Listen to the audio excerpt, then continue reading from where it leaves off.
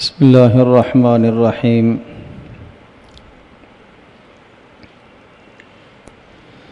وعن ابن عباس رضی اللہ تعالی عنہما قال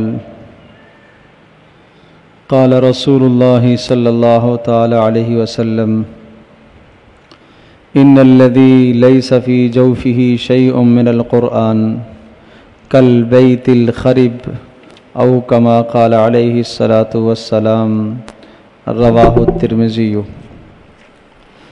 حضرت عبداللہ ابن عباس رضی اللہ تعالی عنہما سے روایت ہے کہ نبی پاک صلی اللہ تعالی علیہ وسلم نے ارشاد فرمایا کہ بے شک وہ دل جس دل میں اللہ پاک کا کلام ذرہ بھی نہ ہو، یعنی قرآن مجید جس کو دل میں ذرہ بھی محفوظ نہ ہو، اس کی مثال ویران گھر کی سی ہے۔ یعنی جس شخص کے دل میں اللہ پاک کا کلام موجود نہیں ہے، جسے قرآن مجید کا کوئی حصہ یاد نہیں ہے، اللہ کے کلام کا کوئی حصہ یاد نہیں ہے،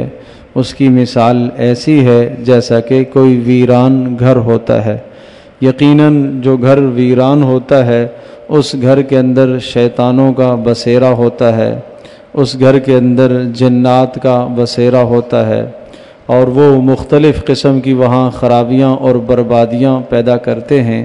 اسی طرح سے جس شخص کے دل میں اللہ پاک کا کلام موجود نہیں ہے، اللہ کا قرآن موجود نہیں ہے، اس گھر کے اندر اس دل میں بھی شیطانوں کا بسیرا ہوتا ہے، اور شیطان آدمی کو وسوسے ڈالتے ہیں، اور شیطان پھر انسان کو گمراہی کی طرف لے کے جاتے ہیں۔ تو اس سے یہ معلوم ہوا کہ اپنے دل میں قرآن مجید کا اچھا خاصا ذخیرہ آدمی کو رکھنا چاہیے، اور قرآن مجید کو یاد کرنے کا اہتمام کرتے رہنا چاہیے۔ جتنا یاد ہے اللہ پاک کا شکر ادا کیا جائے، مزید یاد کرنے کی کوشش کی جائے۔ عمر کا جو بھی مرحلہ ہے، ہر مرحلے میں قرآن مجید یاد ہو سکتا ہے۔ قرآن مجید کا یہ اعجاز اور معجزہ ہے کہ عمر کے جس مرحلے میں بھی اس کو یاد کیا جائے، ہاں یہ یاد ہوتا ہے۔ کبھی کبھی ایسا ہوتا ہے کہ عمر کا ایک مرحلہ گزر جاتا ہے، اب یاد کرنا مشکل ہے، اب پڑھنا مشکل ہے، لیکن سنیے نبی پاک صلی اللہ تعالی علیہ وسلم نے یہ ارشاد فرمایا، وہ شخص جو قرآن مجید کو پڑھتا ہے اور اٹک اٹک کر پڑھتا ہے، اس کو دوہرا اجر ہے، اس کو دگنا اجر ہے۔ تو جس آدمی کو صحیح پڑھنا نہ آئے وہ پڑھنے کی کوشش کرے، صحیح پڑھنے کی کوشش کرے، اصلاح کرنے کی کوشش کرے، لیکن اس غرض سے کہ مجھے صحیح نہیں آتا میں چھوڑ دوں، یہ درست نہیں ہے۔ اس لیے کہ جو آدمی اصلاح کرنے کی کوشش کرتا ہے اور کوشش کرنے کے باوجود بھی اگر اس کی کوشش ناکام رہی، مسلسل کوشش کرتا رہا، عرصہ اس نے کوشش کی، زبان نہیں مڑتی ہے، الفاظ ٹھیک نہیں ہوتے ہیں، وہ غلط سلط پڑھ رہا ہے، پھر بھی لگا رہے، اجر سے پھر بھی خالی نہیں ہے، ثواب سے پھر بھی محروم نہیں ہے، تو قرآن مجید اپنے پڑھنے والے کو محروم نہیں ہونے دیتا۔ تو اس لیے رسول پاک صلی اللہ علیہ وسلم نے ارشاد فرمایا، والذی یتتعتع فی القرآن، وہ آدمی جو قرآن پڑھتا ہے لیکن اٹک اٹک کر پڑھتا ہے، فلہ اجران، اللہ پاک اس کو دوہرا اجر عطا فرمائیں گے، ایک پڑھنے کا اور دوسرا مشقت کا اجر ہے۔ تو اس لیے جتنا یاد ہے مزید ترقی اور اضافے کی کوشش کی جائے۔ آدمی اگر روزانہ ایک ایک آیت ہی یاد کرتا ہے، اور قرآن مجید کی وہ صورتیں کہ جن کی آیات مختصر ہیں، چھوٹی چھوٹی ہیں، ان کو یاد کرنے کی کوشش کی جائے۔ سورۃ الواقعہ ہے جسے یاد ہے اچھی بات ہے، نہیں یاد ہے یاد کرنے کی کوشش کرو، ایک ایک آیت روزانہ یاد کرتے رہو، دو آیتیں یاد کرتے رہو۔ سورۃ الملک ہے جسے یاد ہے اچھی بات ہے، نہیں یاد ہے اسے یاد کرنے کی کوشش کرو، جس کے متعلق نبی علیہ الصلوۃ والسلام نے ارشاد فرمایا کہ میرا جی چاہتا ہے کہ یہ ہر مسلمان کے دل میں محفوظ ہو۔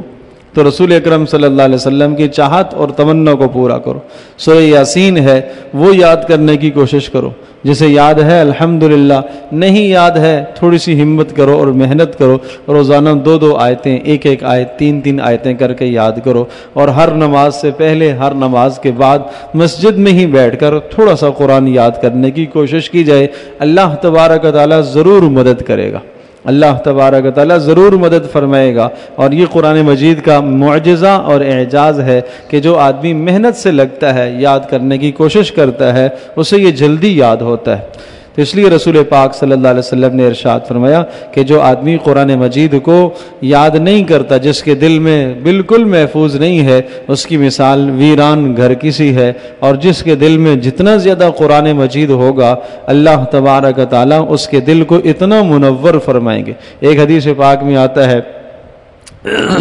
جس چمڑے کے اندر قرآن ہے وہ جہنم میں نہیں جلے گا۔ چمڑے سے مراد انسان کا جسم ہے کہ جس جسم میں قرآن مجید محفوظ ہے وہ جہنم میں نہیں جلے گا، اللہ پاک جہنم کی آگ کو اس پر حرام کر دے گا۔ تو اس لیے یاد کرنے کی کوشش کی جائے۔ حضرت صلی اللہ علیہ وسلم نے یہ بھی ارشاد فرمایا کہ اللہ پاک یہ ارشاد فرماتے ہیں کہ جس آدمی کو قرآن مجید کی تلاوت کرنے کی وجہ سے اور قرآن مجید پڑھنے اور پڑھانے کی وجہ سے، تفسیر سیکھنے کی وجہ سے، معنی سیکھنے کی وجہ سے دعا کرنے کا موقع نہیں ملتا، ہر وقت قرآن میں لگا ہوا ہے، اتنا سیکھ رہا سکھا رہا کہ اسے اللہ پاک سے مانگنے کا موقع نہیں ملتا، تو اللہ ارشاد فرما رہا ہے کہ میں اس کو مانگنے والوں سے زیادہ عطا کروں گا۔